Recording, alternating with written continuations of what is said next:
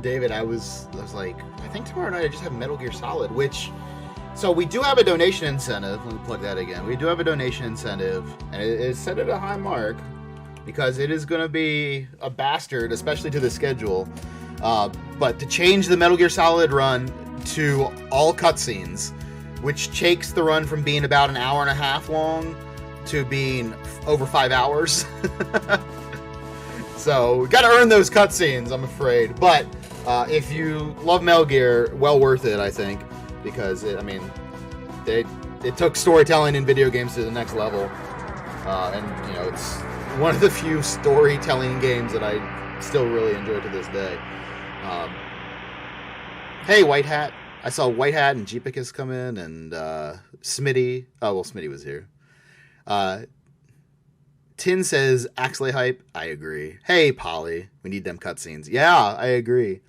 All of the cheers and the resubs and subs and all that stuff have been going to that because it's kind of like the next non-battle donation that we have coming up here. But I do want to let everyone know that we do have a donation battle for that, and that's coming up for later today.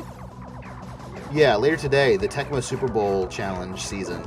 So, because Kansas City won the Super Bowl, you can choose to do a Kansas City Defense Only Challenge or Kansas City Christian Okoye, the Nigerian Nightmare Running Challenge. So, you know, donate towards those. Anyone you want to see, you know, just a buck or two will turn the tide there. So, if you have a couple bucks to burn, why don't you burn them on us here at RGLTV, and you know, you get to see the Tecmo Super Bowl Challenge season that you want. Those challenges, if you've never seen a Tecmo Super Bowl Challenge season, it is really cool. I mean, Tecmo Super Bowl rules, and you know, playing as only defense, like only scoring with defense, or seeing how many yards you can accumulate rushing in that game. Most people know about Bo Jackson for Tecmo Super Bowl, but you know, Christian Okoye is almost on that level as well. So you can really just stack up doing silly things with rushing in that game. And Okoye is the Nigerian Nightmare, so you know he's good. Without further ado, we're gonna get Axelay going here. Let's see. Shot is B, missile should be Y. I guess. Keep it as A. Trigger speed all the way up. Level on easy. And that'll do that. Hey, Sean, how you doing? Thank you, Tin. Let's see. Enemy doesn't believe in timers. Yeah, there's a timer. I haven't started yet. Hey, Mad Mega with the 225 bits and White Hat with 69 bits. Nice. So there you go. Yeah, that, see those. So 69 plus 335, or 225, excuse me. We'll add those into Metal Gear real quick.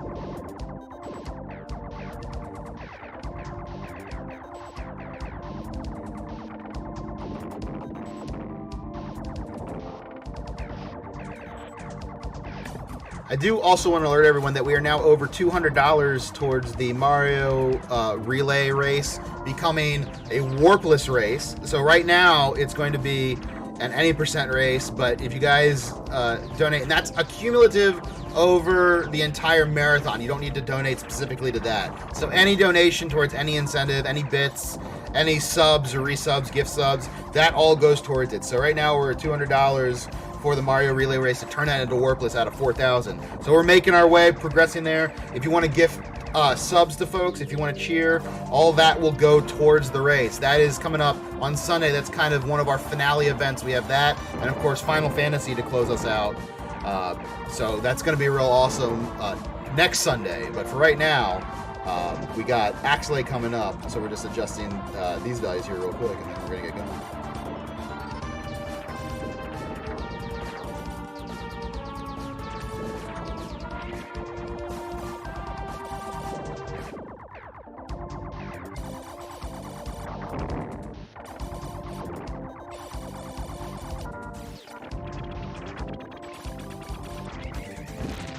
Yeah, thank you again, White Hat and Mad Mega, for those cheers. I think we're ready to go now.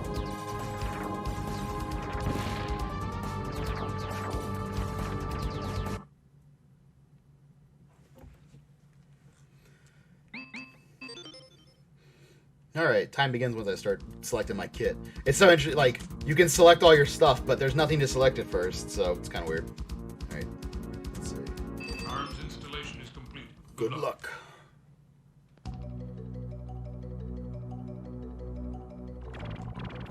This isn't the demo. This is me. So you have 3 different guns available to you each stage, and you can start you accumulate more weapons as you progress through the game. But the let's see, is this the I'm struggling to remember the names of the guns.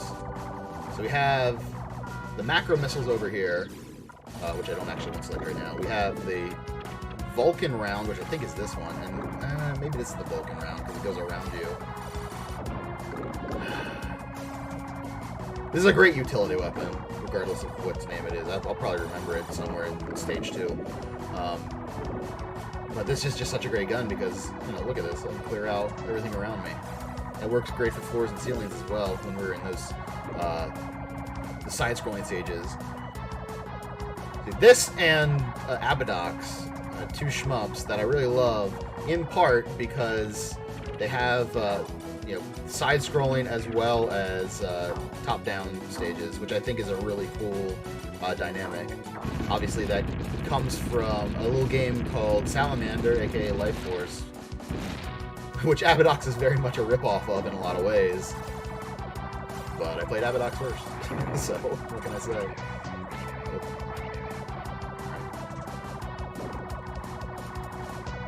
And I believe Life Force is in the marathon later on this week.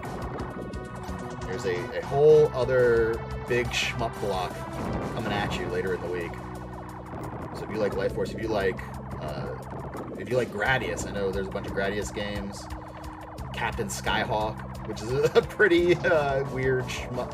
I don't know if that's like a traditional shmup, but it's definitely shmup adjacent. You're definitely flying a plane around and traversing along a set path. And you have to drop bombs and stuff, or on stuff occasionally.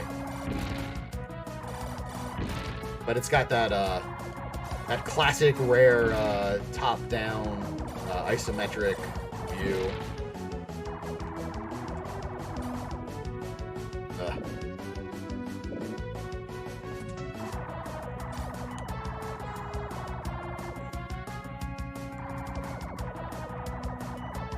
That's I like it. I get it. I'm picking up what you're putting down. I see what you did there. What do I want to use here? Yeah, we're going to use this. So this is Arachnotron.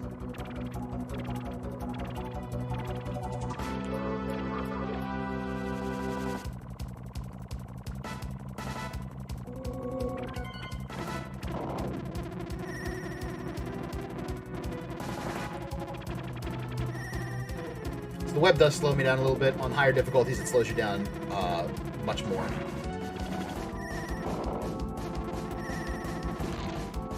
Okay. There it is. And then we do a little butt wiggle, and that indicates that we're taking off. I love the Axelay ship butt wiggle.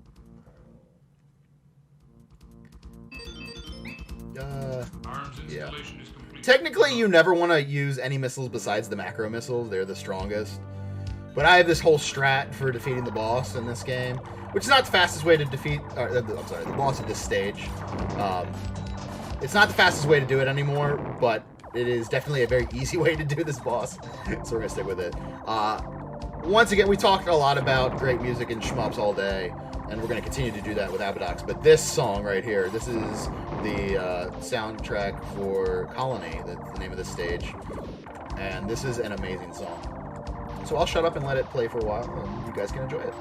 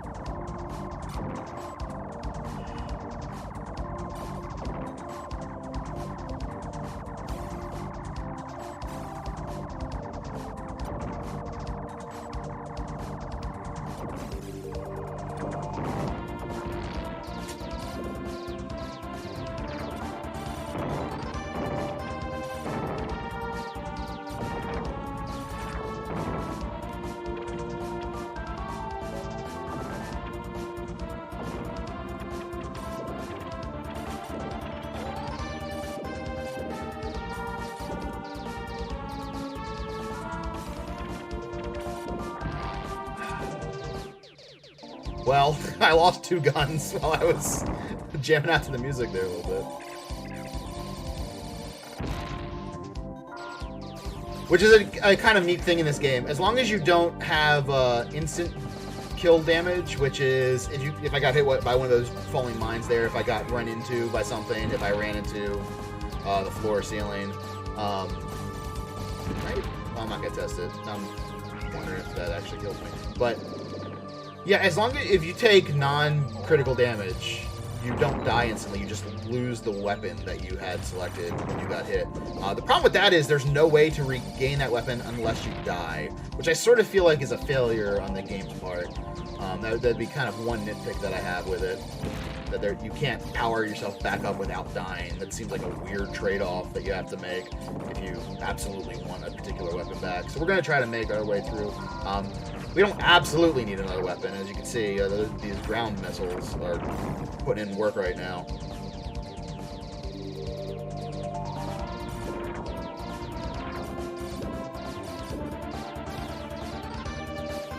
I can lose the missiles as well, and then I'm just basically running along with this dinky little pea shooter and nothing else. Ah! Yeah, see, that's a death. Okay, so now we get our other weapons back at least. I don't know, I guess the positive way of looking at it is, well, I died, but at least I got my weapons back. That's pretty good. Ooh, I almost ran into that ship.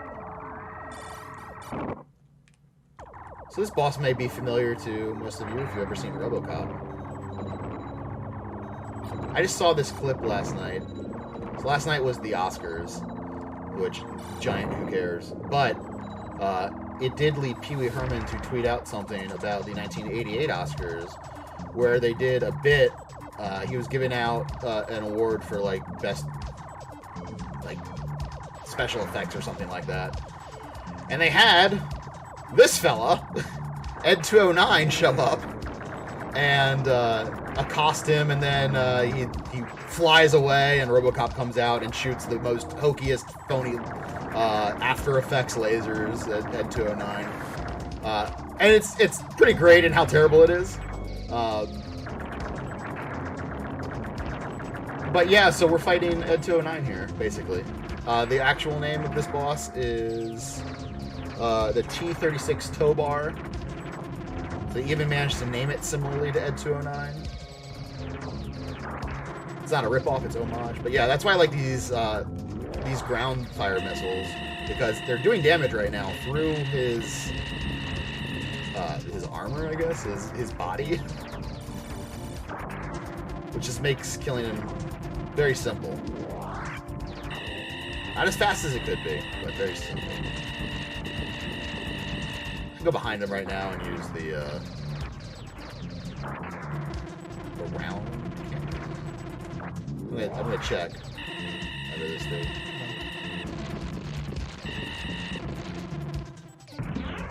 Oh man, I ran right into him like a dummy.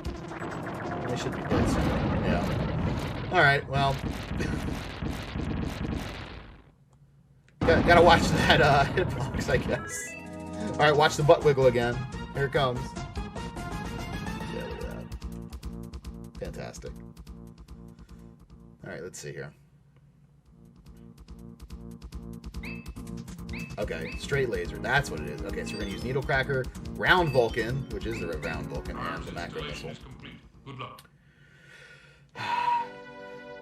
Needle Cracker's pretty good because it kind of functions as a homing gun, and it works pretty well. Sometimes in these shmups, the homing weapon doesn't home in so well. In this case, pretty good. Not just in shmup. The worst homing weapon, I think, is in Super Ghouls.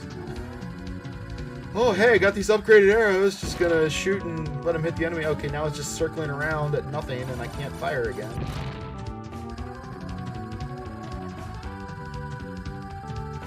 I don't know if you guys know this, but Super Ghouls Go is not actually a shmup. It's true. You look it up.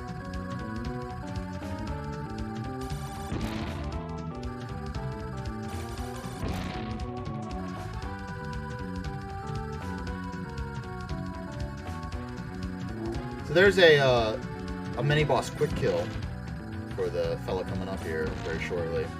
That basically involves me firing missiles at him and then running into him. And it causes some slowdown wherein the explosions kind of last a little bit longer and they continue to do damage to the boss. You don't actually have to die to do this quick kill, but oftentimes that happens. So, you know, either way, we'll see. You usually get 1 to 2 extra lives per stage. It kind of depends on the stage. Here we go. I'm going to try to get rid of this. And that'll do it. So I wasn't trying to die there. I was trying to, like, just narrowly avoid him hitting me. Didn't quite work out that way, but we did utterly destroy the boss in very short order. So, job well done.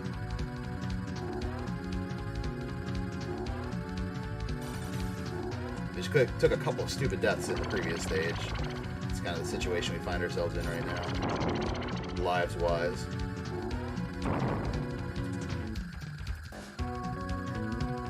What do you guys think about these real heavy Mode 7 stages? Because I always felt like the world was rotating as if it was painted on a can of soda.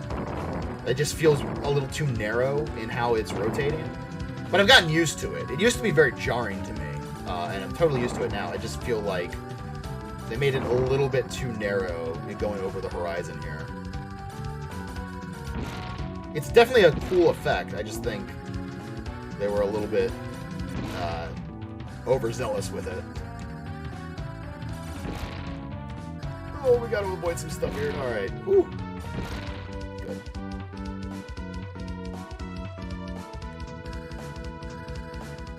Feels kind of cheap. Yeah. Axelay takes place on a can of Pepsi, confirmed. That's what I always said, Smoking Bill. I wonder if is anyone playing Xanadu in this marathon? I don't think so, unfortunately. Regrettably, no Xanadu. But donate now to add Xanadu to the marathon. That's not actually a legitimate thing. I mean, donate now anyway. You're helping out the entire team.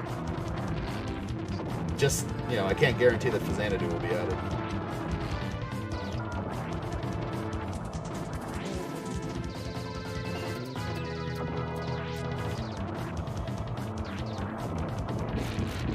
Okay. A little low on firepower here. It looks less weird than a Terranigma Underworld. You know, I've never played Terranigma. I mean, I certainly know what it is. I just haven't played it myself. I just love that you like the enemies can run into the explosions, even if you don't hit them with the missiles. So now I will get my weapons back. That's the other way. And I got an extra life there, and we do a butt wiggle, and we're out. But that was Regenertoid, by the way. Wow, what a weird name. Okay. Stick with Needle Cracker, stick with Round Vulcan, and we're going to... we'll go with the macro missiles. Arms installation Yeah, is complete. macro missiles are Good good luck. here. Pilot Wing. Well, Pilot Wings, I mean, Pilot Wings basically began its life as a tech demo. That and F-Zero is showing off what the system can do. I mean, they were both launch games for the Super Nintendo. So they were like, yes, Mode 7! All of the Mode 7! And I think, actually, that Nintendo probably had a mandate for at least the first year or two of... I don't know this for a fact, but, like, I feel like it's probably true that game developers had to use Mode 7 features in their games. Because if you look at a lot of those early games, especially the third-party developers, I don't think there's anything in Gradius 3 until maybe the end of the game. Although that's a port of an arcade game, so they might have got a pass for that, and it's a launch title. But, like, you know, Super Ghouls and Ghosts gets real heavy with the Mode 7 stuff, and I mean, that... It's kind of neat, but also it can kind of be a little bit much at times. And that's a first-year launch window game as well. What's some other stuff? We'll clear this out. There we go.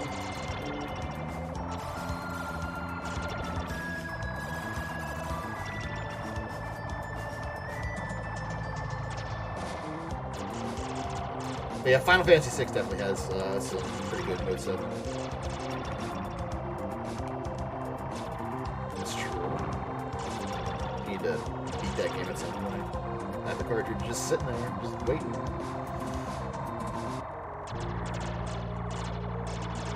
Come on, get out of there. That'll be good. I want to kill that pod before it shoots all the little missile flowers.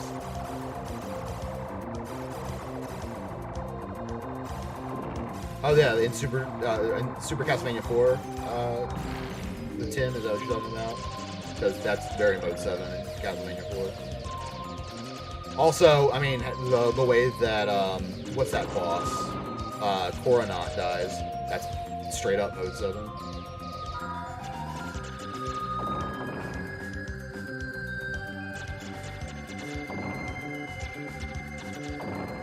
The Needle Cracker just isn't quite as effective as at targeting specific enemies as the Needle Cracker can be. I love this effect where you just dip it into the water and it's kicking up all the spray like that. That is so cool. We talked a little bit earlier about how shmups and SNES don't always mix really well. Like, you get a lot of slowdown stuff. But this shmup was made specifically for the Super Nintendo by Konami, and who are the masters of shmups. And I mean, this is just like arguably the best console shmup ever. Certainly, to my mind, the best shmup on the Super Nintendo. I mean, you can argue that Gradius 3 is better. I love Gradius 3. I mean, you can argue that a lot of stuff's better, to each their own. But in terms of, we're going to build a shmup specific for this console. And, I mean, you talk about the soundtrack, the graphics, the cool dynamic gameplay going from vertical to horizontal. It's just got it all. It just checks every box, at least for me, as a fan of shmups, what I like in them.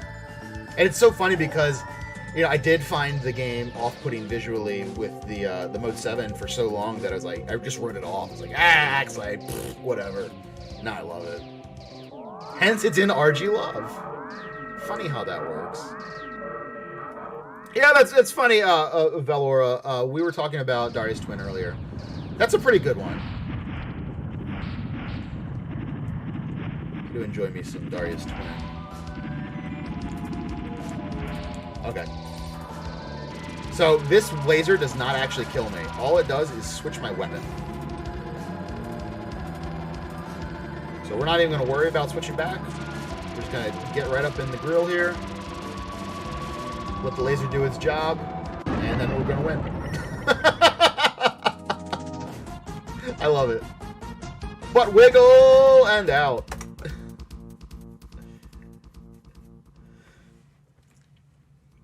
Macross Scramble Valkyrie. I think 3-2 loves that one. I'm pretty sure that's one of his favorites. Arms installation is complete. Good luck. Nintendo also promoted SNES's fancy scaling effects. Sprites quickly grow and shrink. Yep, but you don't see those as much. I suppose not. Super Mario World. That's another one with a ton of Mode 7. Duh. I mean, that's first party, but...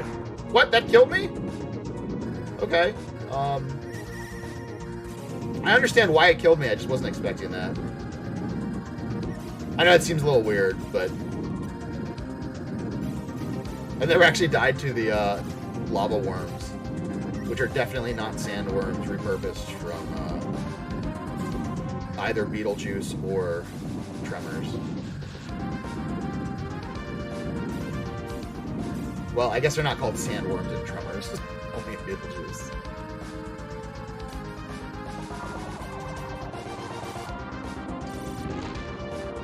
This is our mini boss, by the way. I hope you enjoyed him.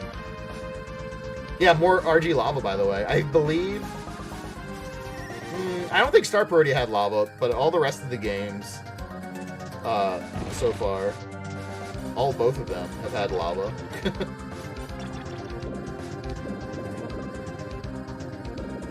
I don't think Atbox has any lava, though, unfortunately.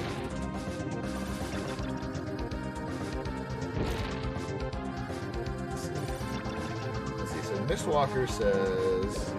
SNES has a lot of shmups that does. Well, it has a fair amount. Not including 40? I don't know if it's 40. Library did tell us Chris of the PC Engine Genesis, particularly PC Engine. Yeah, of course, because those consoles were better suited for dealing with, you know, the fast-paced action and all the sprites and shots and everything on screen. Yep, absolutely. But I mean, the good ones on SNES are really good. It's so funny though. A lot of people, or not a lot of people, I wouldn't say, but some people really, really hate Gradius 3 for SNES, which is actually the first SNES game I owned. And the reason I got it was not because I was a shmup fan or knew what Gradius 3 was, but because when I purchased my SNES, I had to purchase it with my own money, and I was like 10 years old at the time. So I didn't have a whole lot of money left over to get a game. So I really wanted Link to the Past, couldn't afford it, so I got Gradius 3. It was cheaper.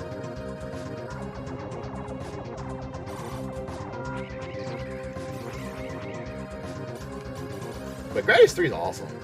I understand that there's slowdown and that it fundamentally changes the arcade version, but it's still really good in its own right. But haters gonna hate. What are you gonna do?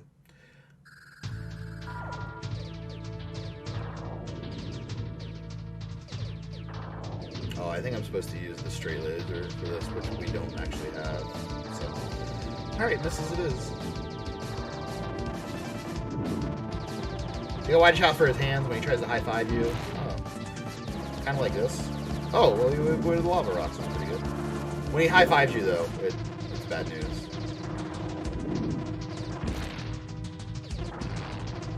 Well, that's hardly my fault. What was I supposed to do? Teleport? It's okay, though. Gotta start over. This is the box art boss, by the way. His name is Whaler. Not Whaler. Whaler. Way. W-A-Y-L-E-R. It's very important that I clarified that for you all. I would really like to be able to do damage. That'd be just peachy. There we go. We win. Don't run up until he explodes, though. She will die. But wiggle!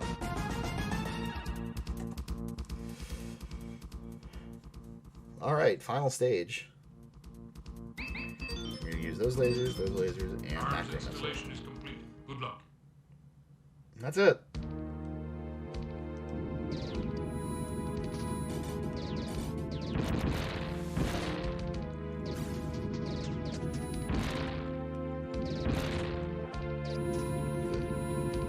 Ah, thank you, Wonder in Mind.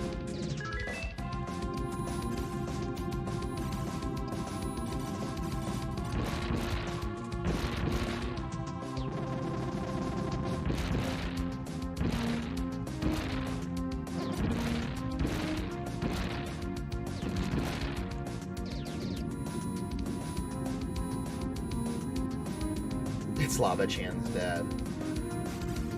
What are your intentions with my daughter? I thought I'd make her a mascot in this video game marathon. Why? Never. Shmups are fun to run.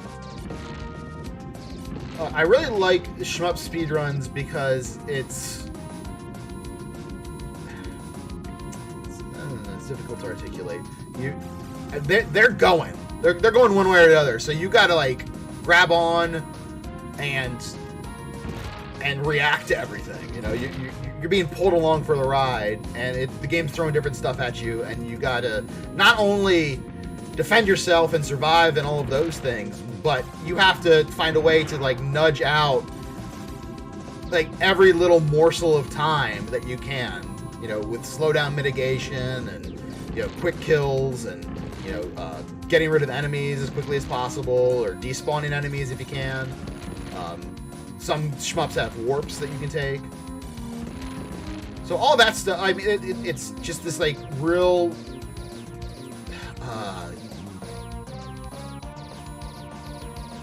like real. I'm struggling to like come up with the right words to say, but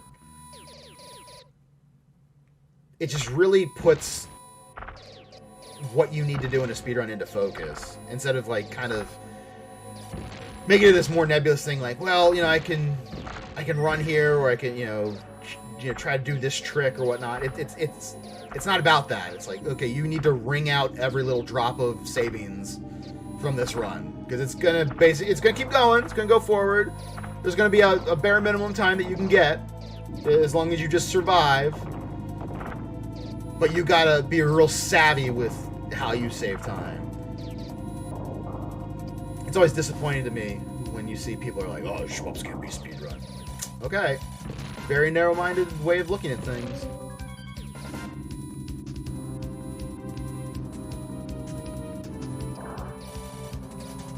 Just because you don't have a vision doesn't mean that other people don't.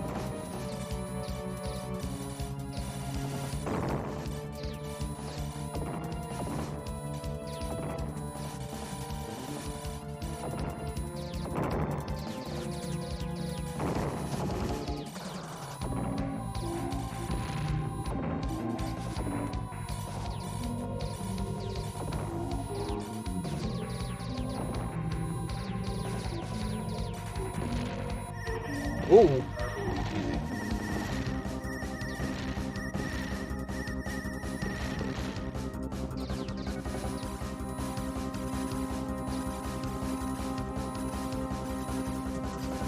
I gotta say, I'm not able to kill this thing. You're supposed to destroy those enemy spawn points and then pass through, and I just wasn't able to get them down.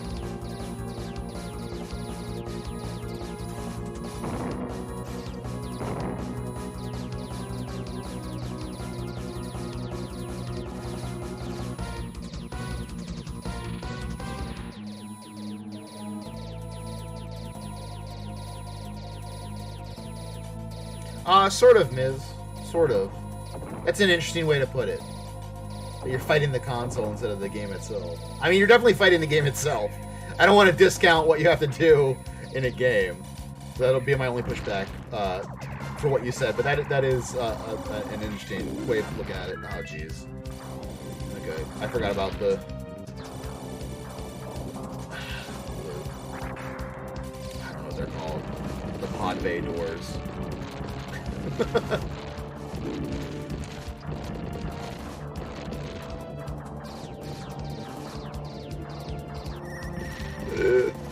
Okay, good. Avoided damage there. Thank goodness.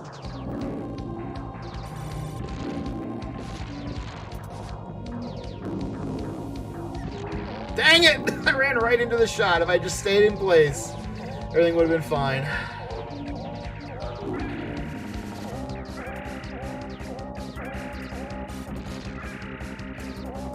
We are short on guns and possibly short on lives. We're gonna see what happens here. Oh, jeez. Kind of a nasty customer.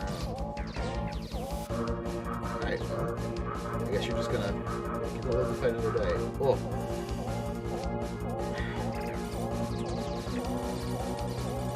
Oh boy. I've never seen this survive as long as this is. This phase. Normally we have better weapons. Ooh.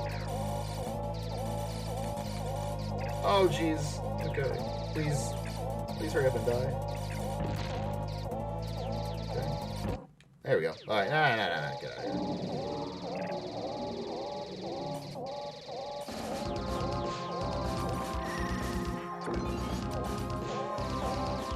Okay, we have a lot of different attacks coming out at us, but also here in a little bit, we're going to have a clone wave of our ships that are attacking us. The cool thing about that is being underpowered with our weapon actually is to our benefit, because the clones will also only have the underpowered weapon as well. So while this is a disaster for the speedrun, it's great for survival.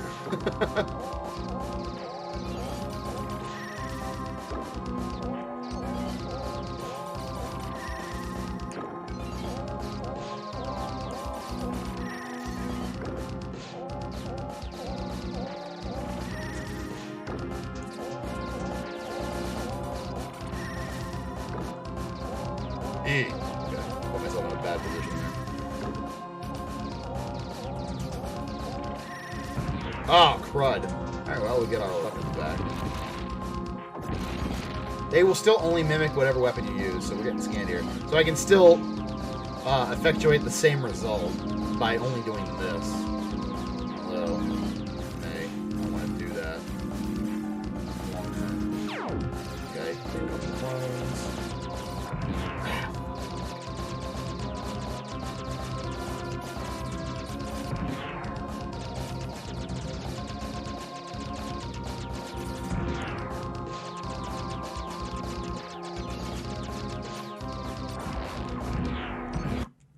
Huh. Interesting. Okay, we have 3 lives. We might get an extra one here. But 3 lives should be sufficient. We're starting with our weakest weapon, but what the hell? This actually is a pretty effective weapon for this final boss. This is the final form of the final boss. I love the way it bugs out like that when you shoot it. That's such a cool effect.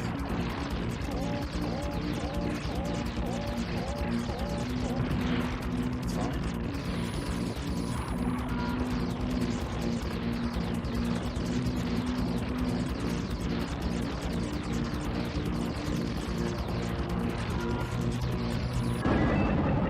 And done. Alright, there we go.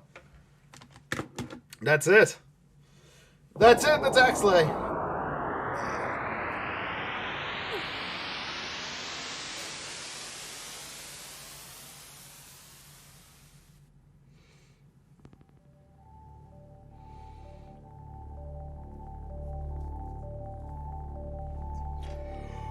Oh, thank you everyone for the GGs. Yeah, they do actually manage to get a pretty good sense of tension there, Chronomaniac, at the end. With everything exploding behind you and the boss haphazardly moving all around in front of you. It's good stuff. This is a Japanese cart.